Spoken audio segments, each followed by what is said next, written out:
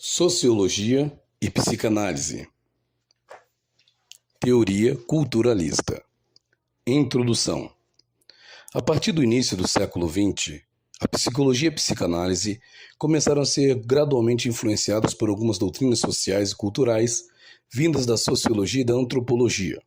Muitos estudiosos começaram, então, a considerar a teoria psicanalítica à luz da psicologia social e, baseados nos conhecimentos trazidos pelas ciências humanas, criaram teorias culturalistas, entendendo o quanto o desenvolvimento da personalidade é marcado pela cultura onde o homem se insere. O presente trabalho tem por objetivo trazer esse tema à discussão. Inicialmente serão apresentadas informações básicas acerca da história e dos princípios da sociologia.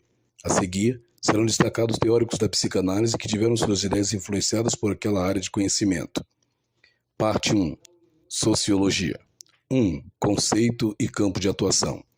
A sociologia é definida como o estudo científico das relações sociais e das formas de associação, destacando-se todas as classes de fenômenos que se produzem nas relações de grupos entre os seres humanos. Consiste, em outras palavras, no estudo e o conhecimento objetivo da realidade social. Lakatos, 1978. O objeto material das ciências sociais ou humanas é o mesmo, o homem na sociedade. Todavia, essas ciências possuem seu objeto formal distinto, apesar de haver o fenômeno de interrelacionamento e de serem complementares uma das outras. Por exemplo, a antropologia cultural aborda os problemas da cultura. O direito focaliza normativo do comportamento social. A economia volta-se para o setor da organização de recursos naturais. A política preocupa-se com as relações de poder. A psicologia social estuda o comportamento individual determinado pela integração grupal. Entretanto, cabe à sociologia a análise de todos os setores do superorgânico. Desdobrando esse exemplo, pode-se explorar os diversos enfoques acerca do fenômeno da dominação e subordinação, conforme analisado pelas ciências sociais. A antropologia cultural o estudaria, por exemplo, na tribo, o direito em relação aos órgãos competentes encarregados da elaboração das leis, a economia dentro das empresas, a política no Estado, a psicologia social em relação à pressão grupal sobre o indivíduo. A sociologia, entretanto, considera o fenômeno da dominação e da subordinação como um processo social geral, assim como a diferenciação e a estratificação, a solidariedade e o antagonismo e etc., que aparecem em todos os setores do universo sociocultural. Compete à sociologia o estudo do homem e do universo sociocultural como um todo, analisando as interrelações entre os indivíduos, fenômenos. Compete à sociologia o estudo do homem e do universo sociocultural como um todo, analisando as interrelações entre os diversos fenômenos sociais, pois as outras ciências sociais, em virtude de seu caráter especializado, consideram apenas um aspecto artificialmente isolado do conjunto. Breve painel histórico do surgimento da sociologia. A sociologia é fruto da Revolução Industrial e, nesse sentido, é chamada de ciência da crise que essa revolução gerou em toda a sociedade europeia. Ela é fruto de toda uma forma de conhecer e pensar a natureza e a sociedade que se desenvolveram a partir do século XV, quando ocorreram transformações significativas como a expansão marítima, reformas protestantes, a formação dos Estados Nacionais, as grandes navegações e o comércio ultramarino, bem como o desenvolvimento científico e tecnológico que desagregaram a sociedade feudal, dando origem à sociedade capitalista. No século XVI, desenvolve-se outro movimento da reforma protestante, que propicia uma tendência que contribui de modo significativo para a valorização do conhecimento racional. Com essa nova maneira de se relacionar com as coisas sagradas, há também outro movimento no sentido de analisar o universo de outra forma. A razão passa a ser soberana e é colocada como elemento essencial para se conhecer o mundo.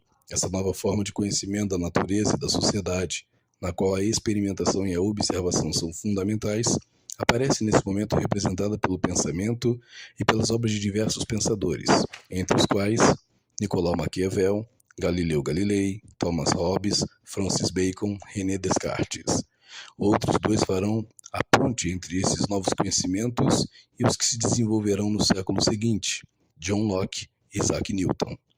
No século XVIII, a burguesia comercial torna-se uma classe com muito poder, devido, na maior parte das vezes, as ligações que mantinha com os monarcas em questões econômicas. O capital mercantil vai se expandindo em diversos ramos de atividades. Ao se desenvolver a manufatura, torna-se necessário o desenvolvimento de novas técnicas de produção. Surgem máquinas de tecer, descaroçar algodão, bem como a aplicação industrial da máquina a vapor. Aparece aí o fenômeno chamado de maquinofatura. O trabalho antes realizado com as mãos ou com ferramentas passa agora a ser feito por meio de máquinas, elevando o volume de produção. A máquina a vapor incentivou o surgimento da indústria construtora de máquinas. Essas alterações no processo produtivo, somadas a heranças culturais e intelectuais do século XVII, irão definir o século XVIII como um século explosivo, servindo de exemplo e parâmetro para as revoluções políticas posteriores. Pensadores como Montesquieu, David Hume, Jean-Jacques Rousseau, Adam Smith e Immanuel Kant, entre outros, procurarão refletir sobre a realidade na tentativa de explicá-la. No século XIX, a consolidação do sistema capitalista na Europa contribuirá para o surgimento da sociologia como ciência particular. O pensamento de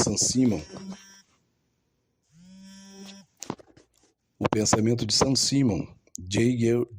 Engel, David Ricardo, Auguste Comte e Karl Marx desenvolverão reflexões sobre a sociedade de maneira radicalmente divergente.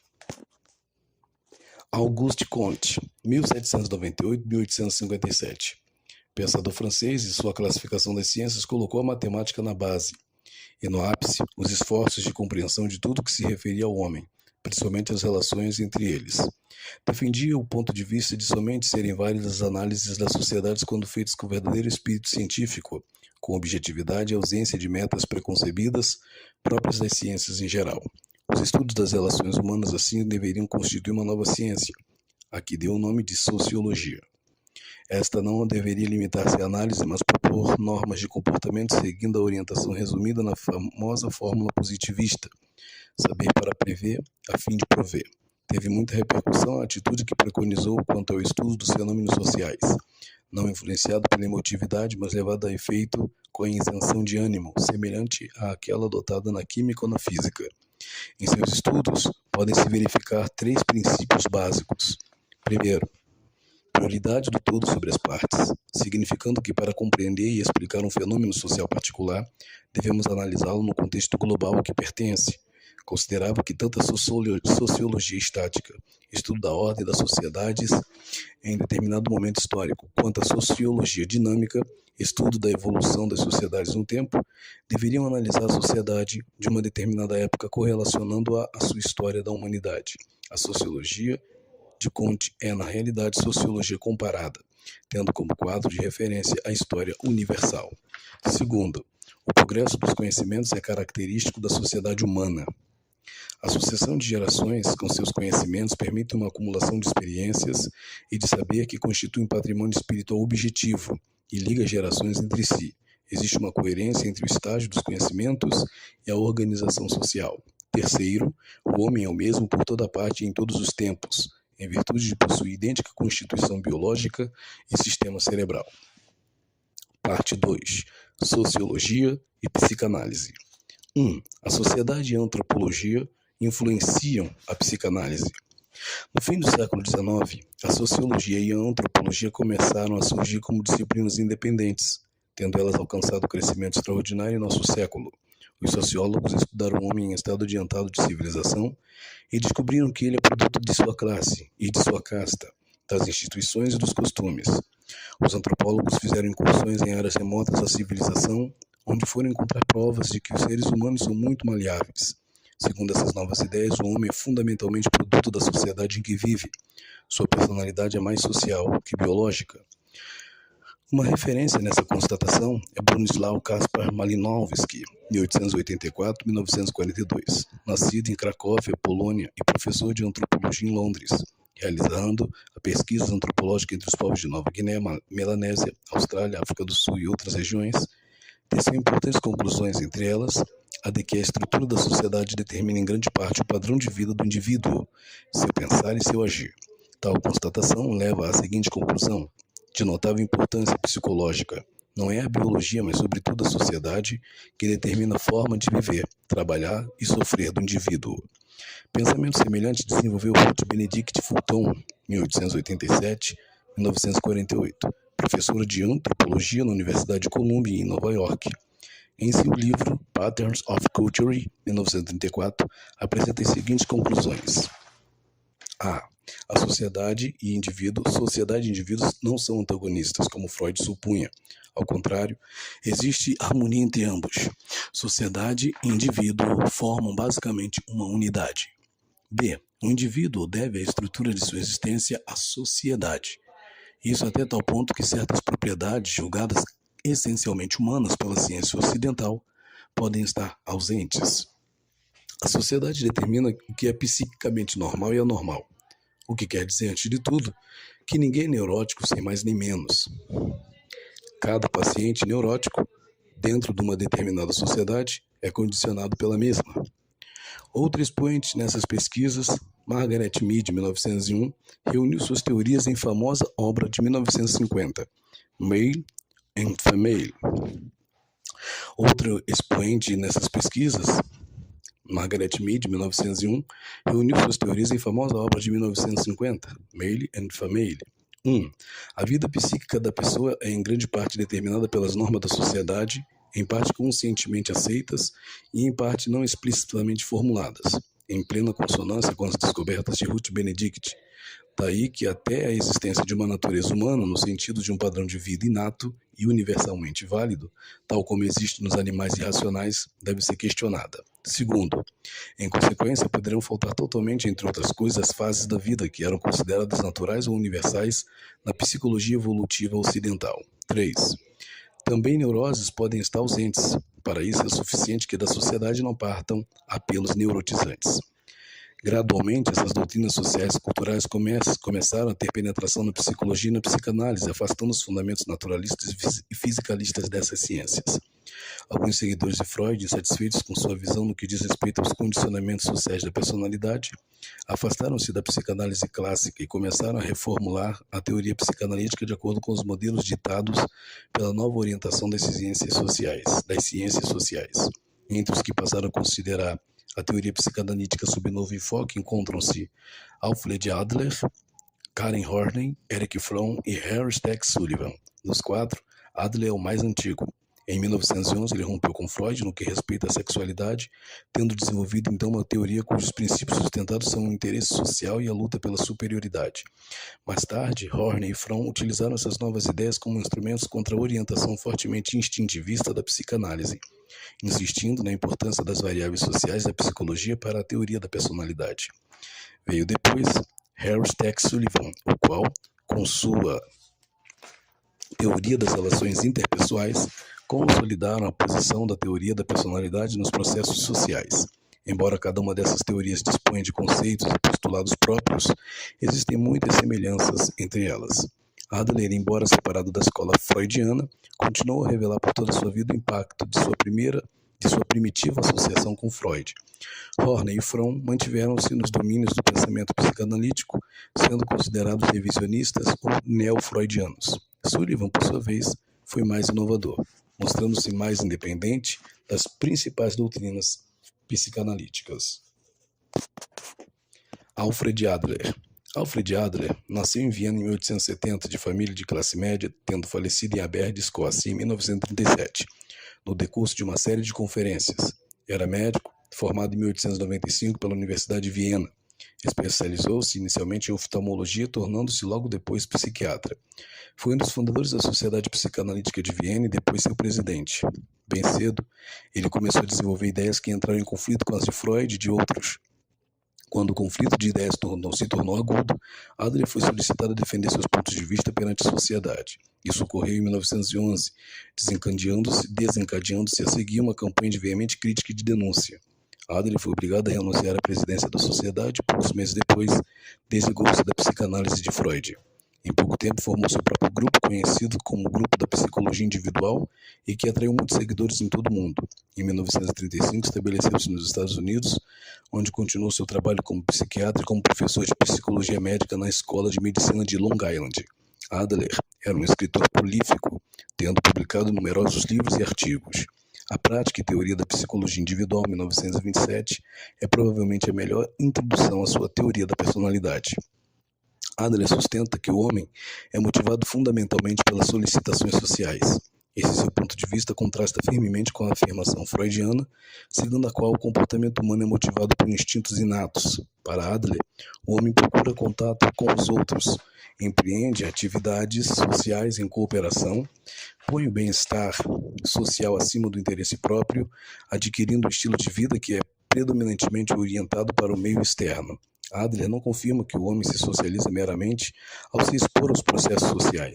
O interesse social é inato, embora os tipos específicos de relacionamento com outras pessoas e instituições sociais sejam determinados pela natureza da sociedade na qual a pessoa nasceu. Em certo sentido, portanto, Adler manifesta uma preocupação biológica, tanto quanto Freud e Jung. Os três afirmam que o homem possui uma natureza inerente que dá forma à sua personalidade. Freud enfatizou o sexo e Jung os padrões primitivos de pensamento. E Adler insistiu no interesse social. Essa ênfase nos determinantes sociais do comportamento, desprezados ou ignorados por Freud e Jung, constitui possivelmente a maior contribuição de Adler à teoria psicológica.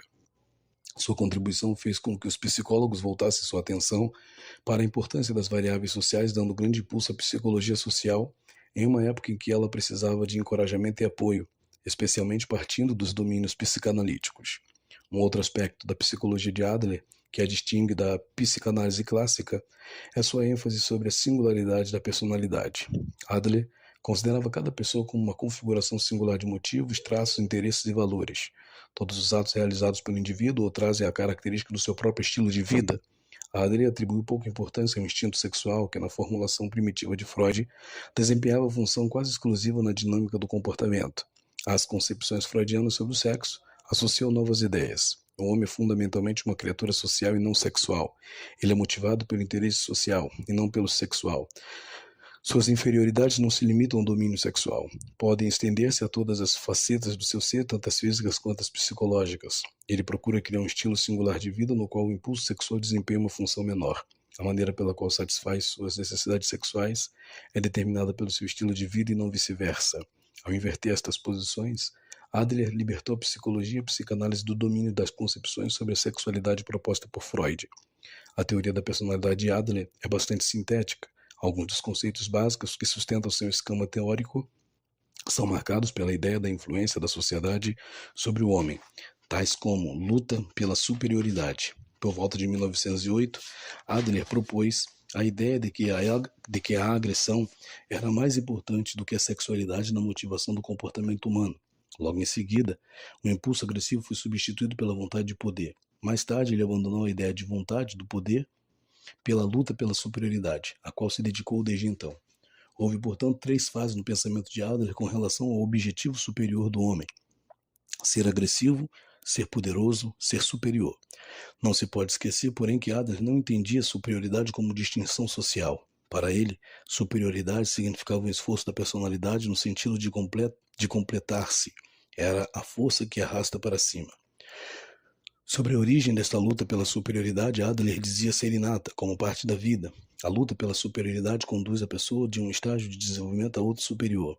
Eu comecei a perceber desde logo em cada fenômeno psicológico a luta pela superioridade.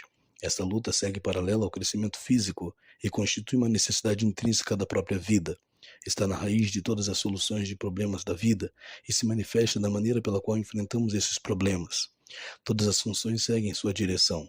Elas lutam por conquista, por segurança, por incremento, seja a sua direção certa ou não. O ímpeto do menos para o mais nunca cessa.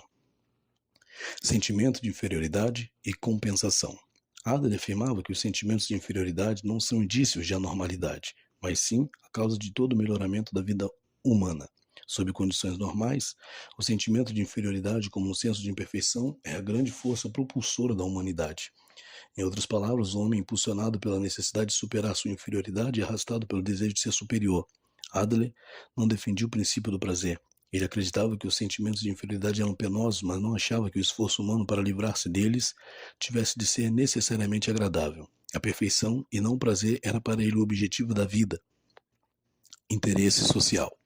Ao longo do tempo, Adler ampliou seu conceito sobre o homem para incluir o fator de interesse social, não desejando restringir a concepção de interesse social apenas como cooperação, relações interpessoais e sociais, identificação com o grupo e etc.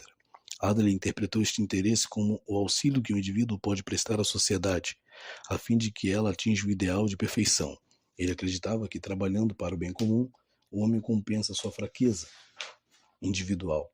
O homem compensa sua fraqueza individual. O interesse social é a verdadeira e inevitável compensação pela natural fraqueza dos seres humanos. Desde o primeiro dia de vida, a pessoa está envolvida em um contexto social.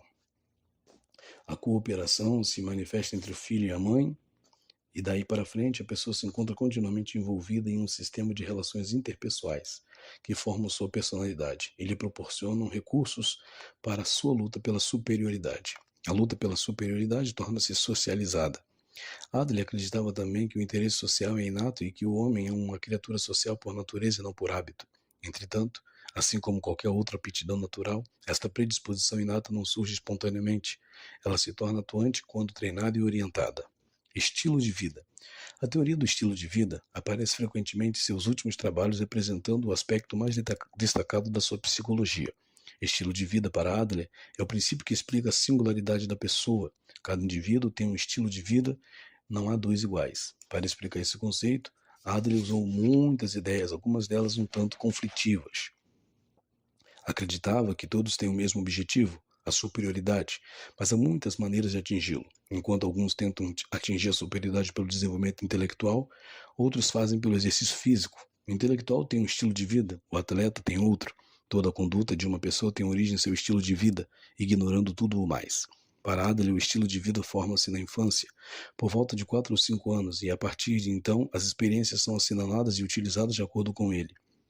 As atitudes, os sentimentos e as percepções de um indivíduo formam-se na infância, constituindo um estilo de vida que dificilmente mudará daí por diante. A pessoa poderá assimilar novas maneiras de expressar seu estilo de vida, que serão apenas algumas implicações particulares do mesmo estilo básico adquirido na infância. Sobre as condições que determinam o estilo de vida, Adler propôs que isto é, em grande parte, determinado pelas inferioridades específicas de cada indivíduo, sejam elas reais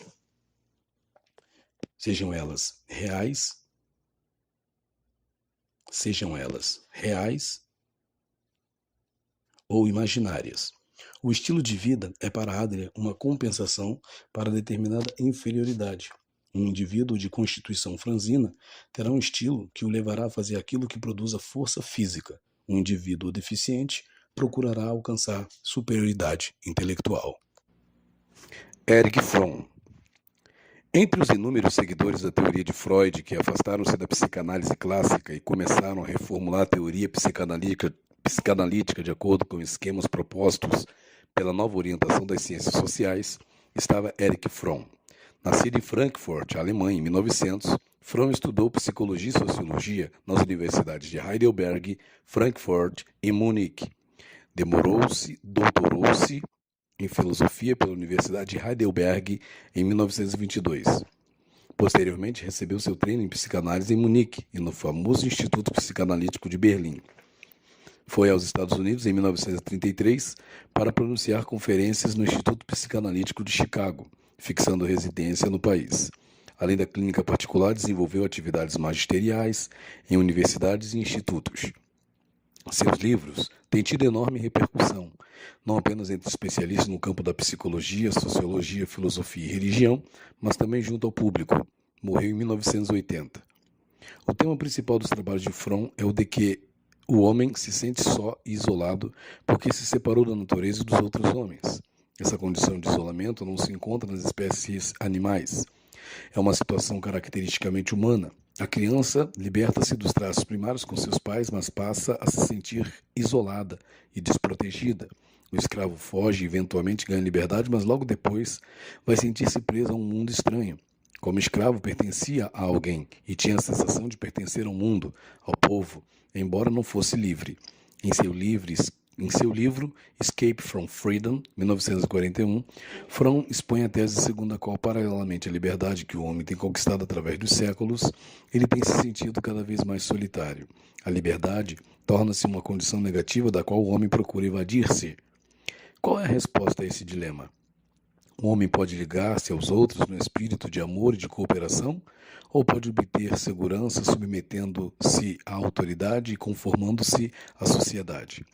No primeiro caso, o homem usa sua liberdade para formar uma sociedade melhor. No segundo caso, ele cai em uma nova escravidão. Escape from Freedom, escrito sobre a sombra da ditadura nazista, mostra que essa forma de totalitarismo atraía o povo porque lhe oferecia uma nova segurança. Fromm mostra em livros posteriores que toda forma de sociedade, quer seja o feudalismo, capitalismo, fascismo, socialismo ou comunismo, representa uma tentativa de solucionar a contradição básica do homem. Essa contradição reside no fato de o homem ser ao mesmo tempo parte da natureza e separado dela, ser animal e humano. Como animal, ele tem necessidades fisiológicas que devem ser satisfeitas. Como ser humano, ele possui autoconsciência, razão e imaginação. Esses dois aspectos constituem as condições básicas da existência humana.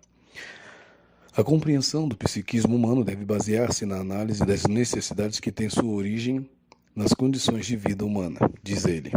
Quais são as necessidades específicas que se originam das condições da existência humana? São 5: necessidade de relacionamento, necessidade de transcendência, necessidade de segurança, necessidade de identidade e necessidade de orientação. A necessidade de relacionamento origina-se do fato de que, ao tornar-se homem, o ser humano rompe suas ligações animais primárias com a natureza. O animal é preparado pela natureza para enfrentar todas as condições, porém o homem, com sua capacidade de raciocinar e imaginar, perdeu aquela interdependência com a natureza. Em lugar dessas ligações instintivas com a natureza própria do animal, o homem criou suas relações, sendo as mais satisfatórias as que se baseiam no amor produtivo. O amor produtivo sempre implica cuidado mútuo, responsabilidade, respeito e compreensão. A transcendência refere-se à necessidade humana de superar sua natureza animal, de tornar-se uma pessoa credora em vez de continuar a ser uma criatura. Se seus impulsos credores forem bloqueados, o homem torna-se um destruidor. Fromm mostra que o amor e o ódio não são impulsos antiéticos. Ambos são respostas à necessidade que tem o homem de transcender sua natureza animal. Os animais não amam nem odeiam, o homem sim. O homem procura segurança. Ele quer ser parte integrante do mundo e ter certeza de que pertence a alguma coisa. Quando criança está ligada à sua mãe, se porém esse relacionamento persiste, passada a fase infantil, disse que a pessoa apresenta uma fixação prejudicial. O homem encontra a satisfação e a felicidade quando sente a fraternidade dos outros. Mas o homem também deseja ter identidade, ser original e diferente como indivíduo. Quando ele não consegue esse ideal pelo seu próprio esforço criador, procura fazê-lo pela identificação com outra pessoa ou grupo. Finalmente, o homem necessita de um quadro de referências, um modo estável e consistente de perceber e compreender o mundo. O quadro de referência que Fromm desenvolve pode ser racional ou irracional, ou ter ambos os elementos. Para Fromm, essas necessidades são puramente humanas e objetivas. Não são encontradas nos animais e não são deduzidas daquilo que os homens dizem que querem. Ele acredita que as manifestações específicas dessas necessidades e os modos pelos quais o homem realiza essas potencialidades interiores são determinados pelas disposições sociais em que ele vive. Sua personalidade desenvolve-se de acordo com as oportunidades que a sociedade lhe oferece. Na sociedade capitalista, o homem pode desenvolver um senso de identidade pessoal tornando-se rico, ou desenvolver sentimento de segurança tornando-se um empregado de confiança da empresa. Em outras palavras, o ajustamento do homem à sociedade, via de regra, representa um compromisso entre as necessidades interiores e as exigências externas. O homem desenvolve um caráter social quando se adapta às exigências da sociedade.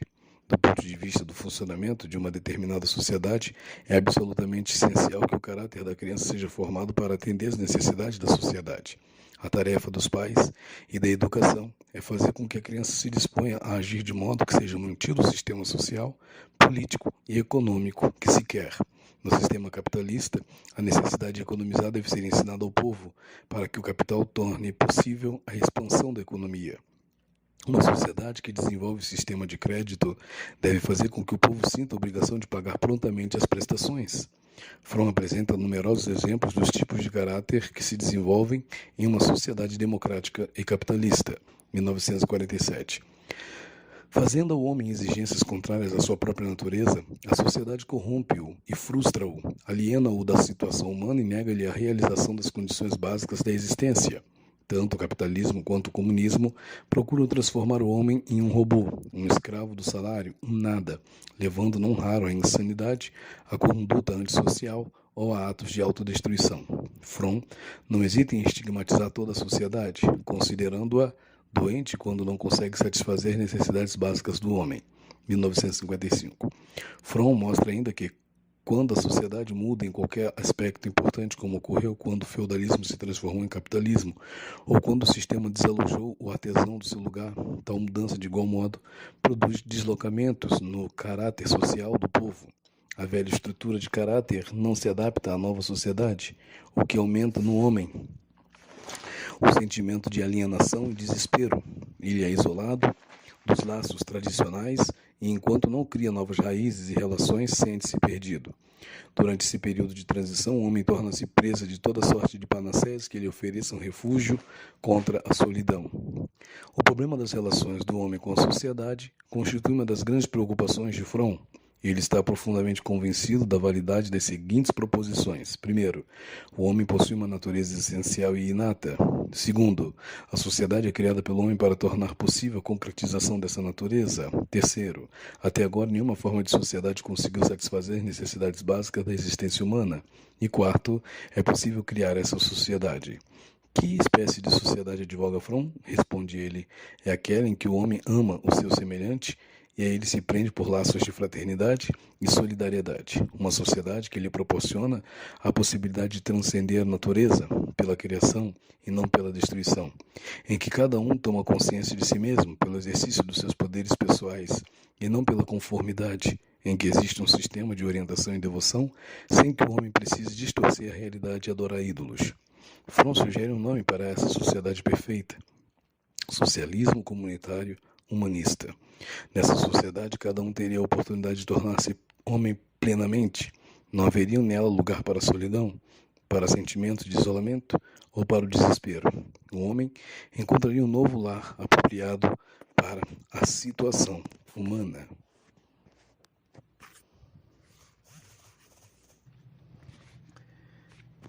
Karen Horney. Após 15 anos de prática psicanalítica, Karen Horney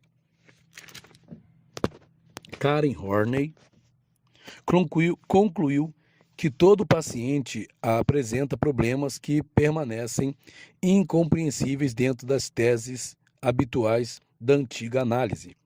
Assim sendo, argumenta Horney, alguma coisa na doutrina deve estar errada.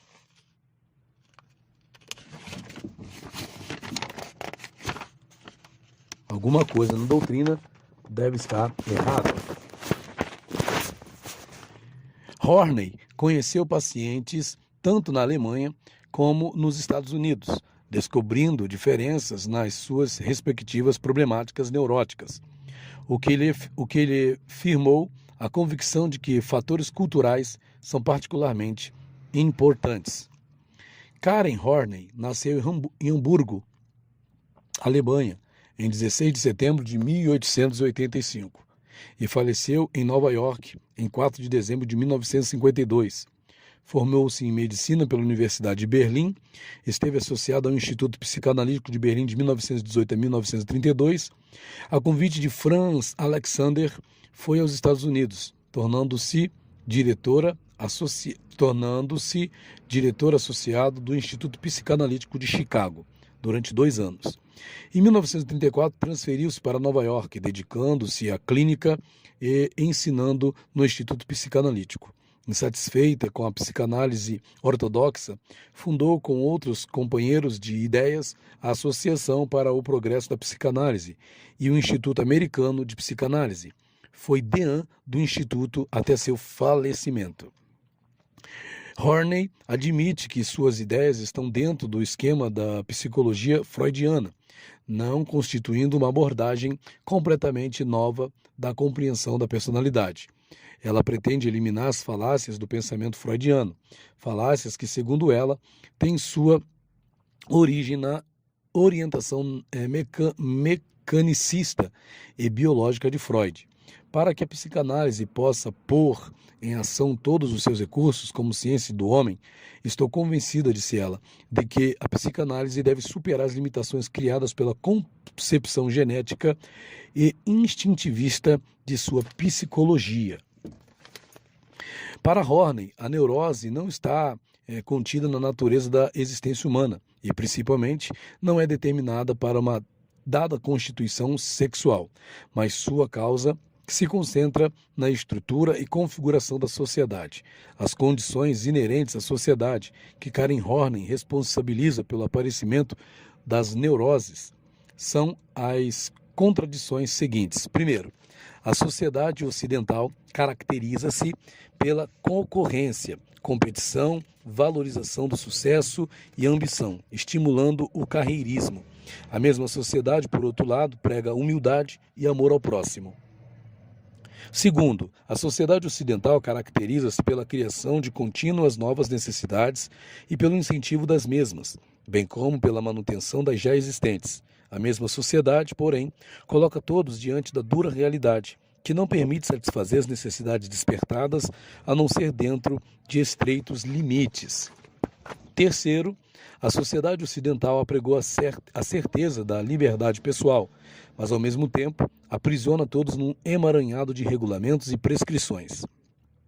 Tudo isso significa que da sociedade parte um apelo contraditório múltiplo que impede a criança de tornar-se adulto em tempo relativamente breve, que obriga o adulto a uma série de compromissos e que precipita alguns vulneráveis por natureza na neurose.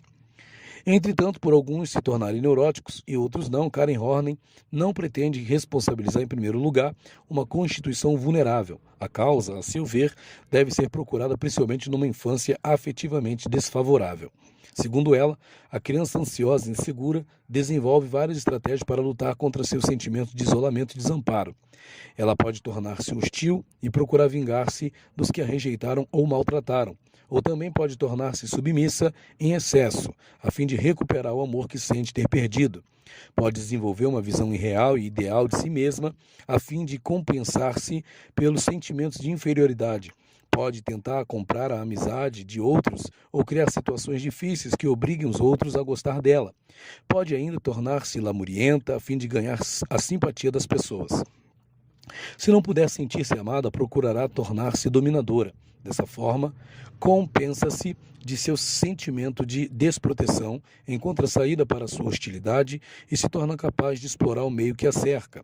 Pode preferir a competição na qual conquistar é muito mais importante do que realizar. Pode também voltar à agressividade contra si mesma e depreciar-se. Qualquer dessas estratégias pode transformar-se em conduta habitual. Isso equivale a dizer que determinada estratégia pode assumir o caráter de um impulso ou necessidade na dinâmica da personalidade.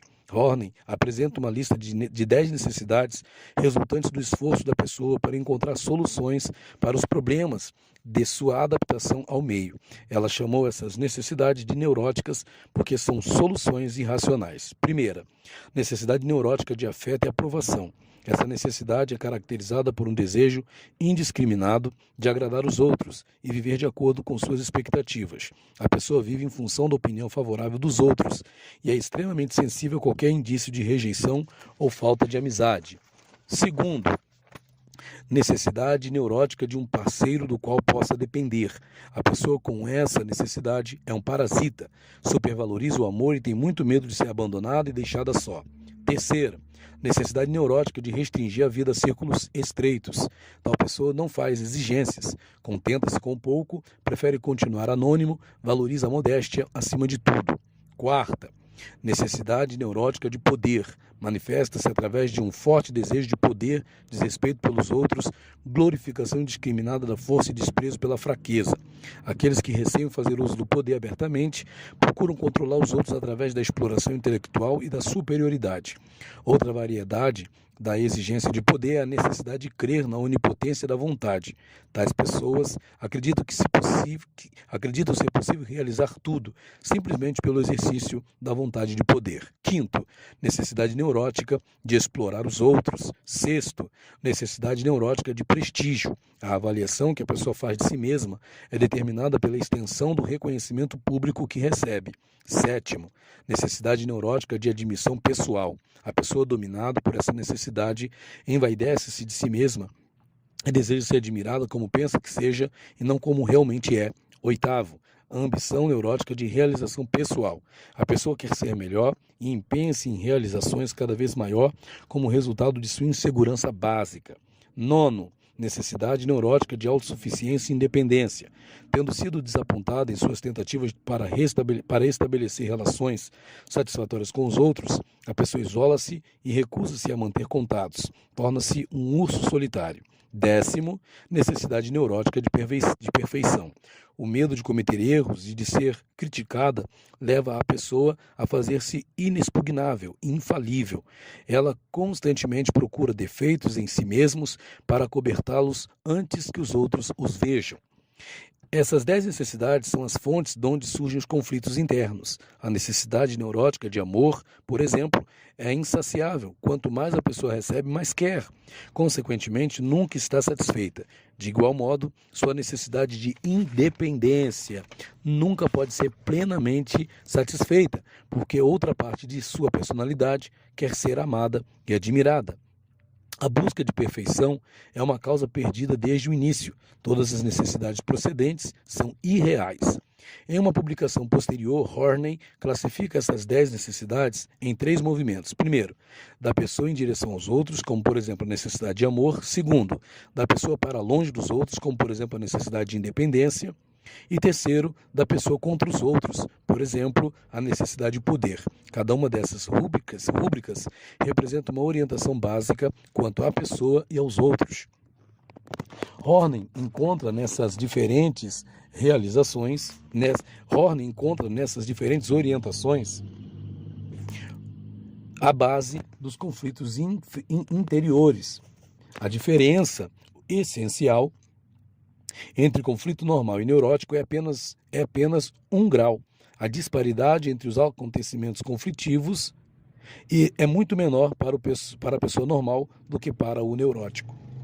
Em outras palavras, quase todos esses conflitos decorrem de experiências na primeira infância, relacionadas com a rejeição, o descuido, a superproteção e outras formas erradas de atitudes dos pais. A pessoa normal pode solucionar esses conflitos através da integração das 3 orientações, pois estas não se excluem mutuamente, ao passo que o neurótico, em virtude de uma grande ansiedade básica, deve lançar mão de soluções irracionais e artificiais. Conscientemente, ele reconhece apenas uma das orientações, negando ou reprimindo as outras 2. Então, cria uma imagem idealizada de si mesmo, na qual as orientações contraditórias presumivelmente desaparecem, embora isso não aconteça.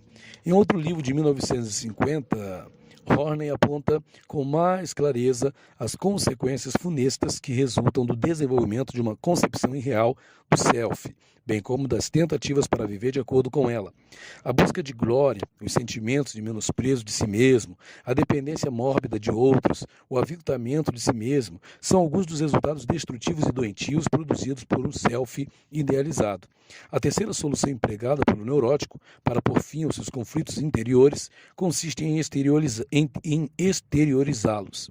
O neurótico diz: eu não quero explorar os outros, são os outros que querem me explorar.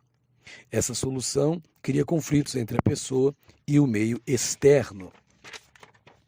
Todos esses conflitos podem ser evitados ou resolvidos quando a criança é educada em um lugar onde existe segurança, confiança, amor, respeito, tolerância e afeto. Horney, diferentemente de Freud e Jung, não acredita que o conflito se forme na natureza humana, sendo por isso inevitável. O conflito resulta de condições sociais. A pessoa que pode vir a ser neurótica é aquela que experimentou determinadas dificuldades culturais de modo acentuado na infância. Harry Stack Sullivan. Harry Stack Sullivan.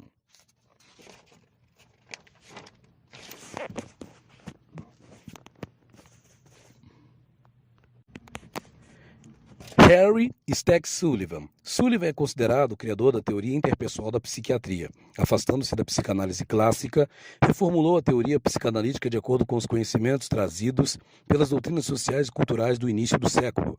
Por isso, muitos consideram que ele consolidou a posição da teoria da personalidade nos processos sociais. Médico norte-americano, nascido em 1892 e falecido em 1949, foi presidente da Alan Stone White Foundation e diretor da Escola de Psiquiatria de Washington. Dedicou-se à psiquiatria e à psicanálise, distinguindo-se pela posição que tomou em empregar particular importância aos fatores interpessoais nas doenças da mente. A essência de sua teoria está na pressuposição de que a personalidade é um padrão relativamente constante de situações interpessoais periódicas que caracterizam a vida humana. Para ele, a personalidade é uma entidade hipotética que não pode ser isolada das situações interpessoais, sendo o comportamento interpessoal tudo quanto pode ser entendido como personalidade. Por isto, ele diz que não faz sentido referir-se ao indivíduo como objeto de estudo, pois ele não existe a parte de suas relações com os outros. A criança, quando vem ao mundo, torna-se parte de uma situação interpessoal e, por toda a vida, ela continua a ser membro de um campo social. Sullivan considerou a ansiedade como um produto das relações interpessoais, inicialmente transmitidas da mãe à criança e, posteriormente, na vida adulta, criada pelas ameaças à segurança individual. Para evitar ou reduzir a ansiedade potencial, o indivíduo adota várias medidas de proteção e controle do comportamento. A criança, por exemplo, aprende a evitar a punição adaptando-se à vontade dos pais. Essas medidas de segurança formam o sistema do self, que libera certas formas de comportamento, o self bom, e proíbe outros, o self mal. O sistema de self tem como função reduzir a ansiedade. No entanto, muitas vezes, ele interfere na capacidade que as pessoas têm de viver construtivamente umas com as outras, na tentativa de velar pela segurança da pessoa. O sistema self tende a isolar-se do restante da personalidade, excluindo a informação que não se harmoniza com sua atual organização, eliminando, em consequência, a possibilidade de se tirar proveito da experiência. Embora reconheça que o desenvolvimento de um sistema self seja absolutamente necessário para evitar a ansiedade na sociedade moderna e possivelmente em qualquer espécie de sociedade, Sullivan também reconhece que o sistema de self é a principal pedra de tropeço às mudanças favoráveis da personalidade. Por isto, ele propôs o sistema self como um produto dos aspectos irracionais da sociedade. Para Sullivan, a criança sente-se ansiosa por razões que não deveriam existir numa sociedade mais racional. Ela é forçada a adotar modos artificiais e fantasiosos ao ter que enfrentar sua ansiedade. Todo indivíduo faz uma imagem de si mesmo ou de outras pessoas. Sullivan chamou isto de personificação. Trata-se de um complexo de sentimentos, atitudes e concepções que procedem de experiências relacionadas com a satisfação de necessidades e com a ansiedade. Por exemplo, a criança desenvolve a personificação de uma boa mãe quando é por esta bem cuidada e alimentada. Toda relação interpessoal que envolve satisfação tende a criar uma imagem favorável do agente da satisfação.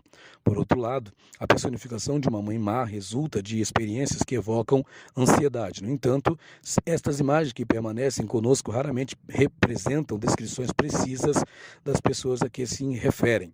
De início, servem como ponto de referência nos contatos estritamente pessoais. Entretanto, uma vez formadas, elas tendem a persistir e a influenciar nossas atitudes para com os outros. O adolescente que personifica seu pai como um homem mesquinho e ditatorial tende a projetar esta imagem em outros homens, como, por exemplo, os professores ou policiais. Estas imagens carregadas de ansiedade distorcem as concepções que uma pessoa faz de outras. As personificações assimiladas por um grupo são chamadas estereótipos. Estereótipos são concepções tidas como válidas pelo consenso geral. São ideias amplamente aceitas por uma sociedade e transmitidas de geração a geração. Sullivan considera a personalidade como um sistema de energia cujo principal trabalho consiste em atividades que visam a redução de tensões. Para ele, existem duas fontes principais de tensões: tensões que resultam das necessidades do organismo e tensões que resultam de ansiedade. A primeira está relacionada com as exigências físico-químicas da vida. São as condições resultantes da falta de alimento, de água e de oxigênio que produzem desequilíbrio no organismo. A outra fonte da tensão resulta da ansiedade. A ansiedade é definida como a experiência de tensão que resulta das ameaças imaginárias ou reais à segurança da pessoa. De certo modo, podemos dizer que a ansiedade reduz a eficiência da pessoa na satisfação de suas necessidades, perturba as relações interpessoais e produz confusão no pensamento. Ela varia em intensidade dependendo da gravidade da ameaça e das condições de segurança. Sullivan acreditava que uma das grandes tarefas da psicologia é descobrir nas relações interpessoais os pontos vulneráveis à ansiedade, em vez de tentar remover os sintomas da ansiedade. A redução da necessidade é sempre uma experiência satisfatória. Por isto, Sullivan dizia que as tensões são necessárias para as transformações de energia que dissiparão a tensão. Estas transformações são acompanhadas quase sempre por uma mudança do estado mental, a que se pode chamar satisfação. Por outro lado, a frustração prolongada de satisfação de necessidade cria sentimentos de apatia, que por sua vez vai produzir baixa nas tensões. Sobre as transformações de energia, ele dizia que a energia transforma-se pelo trabalho. Este trabalho pode consistir em ações musculares ou em atividades mentais, como perceber, recordar, pensar. A manifestação ou dissimulação dessas atividades tem por fim aliviar a tensão. Sullivan não acreditava que os instintos sejam fontes importantes de motivação. Sullivan não acreditava que os instintos sejam fontes importantes de motivação e não aceitava também a teoria freudiana da libido. Para ele, os modos de comportamento de uma pessoa resultam de seus conflitos, de seus contatos com outras, e não de imperativos inatos. Por isto, ele insistiu na sequência de situações interpessoais às quais se expõe uma pessoa desde a infância, procurando mostrar de que modo essas situações contribuem para a formação da personalidade. Apesar de insistir num ponto de vista sociopsicológico, Sullivan não rejeitava os fatores biológicos como condicionantes do desenvolvimento da personalidade. Para ele, muitas influências sociais vão de encontro às necessidades biológicas, trazendo efeitos prejudiciais para a personalidade do indivíduo. Sullivan estudou a personalidade a partir de estágios de desenvolvimento. Ele propôs 6 estágios de desenvolvimento da personalidade que precedem a maturidade, que são infância, meninice, idade juvenil, pré-adolescência, adolescência, anterior e adolescência posterior. Não se deve esquecer, porém, que esses estágios são típicos das culturas ocidentais, devendo apresentar-se com outras características em culturas diversas. O período da infância estende-se do nascimento ao aparecimento da fase articulada. Neste período, o elemento básico de contato da criança com o meio é a zona oral. É pela alimentação que a criança tem suas primeiras experiências interpessoais. O alimento é o aspecto do meio ambiente que se destaca durante a infância, podendo vir através do seio materno ou da mamadeira. A criança adquire várias concepções sobre o seio, dependendo das experiências que tem. Entre estas concepções estão o seio bom, mas insatisfatório porque a criança não está com fome, o seio errado porque não dá leite, e é sinal de rejeição, o que vai determinar a procura de outro seio. O seio ruim da mãe ansiosa, que é preciso evitar. Há também outras características dos estágios infantis, que são aparecimento dos dinamismos de empatia e da sonolência, organização das personificações, tais como a mãe ruim, ansiosa, rejeitadora e frustradora, e a mãe boa, tranquila, aceitadora e agradável. Organização da experiência através da aprendizagem e surgimento dos rudimentos do sistema self. As diferenciações que a criança faz do próprio corpo, o que possibilita o aprendizado da satisfação das tensões, dispensando a ajuda da mãe, como no caso de chupar o dedo, aprendizado nos movimentos de coordenação, envolvendo as mãos e os olhos, as mãos e a boca, o ouvido e a voz. A fase de transição da infância para a meninice ocorre pela aprendizagem da linguagem e pela organização da experiência. Entre outras coisas, o desenvolvimento da linguagem permite a fusão de diferentes personificações, como, por exemplo, o da mãe boa e má. Nesta fase, o sistema do self começa a desenvolver o conceito de gênero. O menino identifica-se com o papel masculino, prescrito pela sociedade, e a menina com o papel feminino. Nota-se também, nesta fase, o desenvolvimento das habilidades simbólicas, que possibilita a criança brincar quando crescer, o que Sullivan chamou de dramatização, e a preocupar-se com várias atividades objetivas e de simulações, cujo fim é evitar a punição, o que ele chamou de preocupações. Para Sullivan, a sublimação que aparece na infância é a substituição inconsciente de uma forma de comportamento por uma forma de atividade socialmente mais aceitável, que satisfaz, em parte, o sistema emocional que causou a perturbação. A atenção que não for descarregada pela sublimação é gasta em representação simbólica de que são exemplos os sonhos. O período seguinte é a infância. O período seguinte à infância é o período juvenil, é a fase da socialização, de experiências frente a figuras de autoridade, da competição e da cooperação, de experiências relacionadas com o ostracismo, o menosprezo e o sentimento de grupo. Neste período, o jovenzinho aprende a selecionar as circunstâncias externas que lhe interessam, a ordenar seu comportamento por controles internos, a formar estereótipos em suas atitudes, a desenvolver novos modos de sublimação e a distinguir entre fantasia e realidade. Fato importante desse período é a emergência de uma concepção de orientação de vida. Entre o período juvenil e as duas fases da adolescência proposta por Sullivan, ocorre a pré-adolescência. Esta fase é assinalada pela necessidade de relação íntima com um companheiro do mesmo sexo, um confidente com o qual seja possível enfrentar tarefas e solucionar os problemas da vida. É um período muito importante porque marca o início do relacionamento interpessoal. Nos períodos anteriores, este relacionamento está caracterizado pela dependência que a criança apresenta frente aos adultos. Na pré-adolescência, o jovem começa a estabelecer relações de camaradagem entre as quais estão a igualdade, a mutualidade e a reciprocidade. Este companheirismo é essencial e sem ele o pré-adolescente se torna vítima de um isolamento desesperador. Terminada a pré-adolescência vem um período chamado por Sullivan de adolescência anterior. Essa fase é caracterizada pelo desenvolvimento da heterossexualidade. As mudanças fisiológicas da puberdade são vistas pelo jovem como experiências de prazer. Destes sentimentos surge o dinamismo do prazer que começa a afirmar-se na personalidade. O dinamismo do prazer envolve principalmente a zona genital, porém outras zonas de interação, tais como a boca e as mãos, também participam do comportamento sexual. Nesta fase ocorre a separação entre a necessidade erótica e a necessidade de intimidade. A necessidade erótica tem por objetivo o membro do sexo oposto, enquanto a necessidade de intimidade se fixa em um membro do mesmo sexo. Quando essas necessidades não se separam, o jovem apresenta tendência homossexual, em lugar de heterossexual. Esta fase inicial da adolescência persiste até que a pessoa encontre maneira de exprimir seus impulsos sexuais. Por último, vem o período final da adolescência, que constitui uma longa iniciação nos privilégios, deveres, satisfações e responsabilidade da vida social.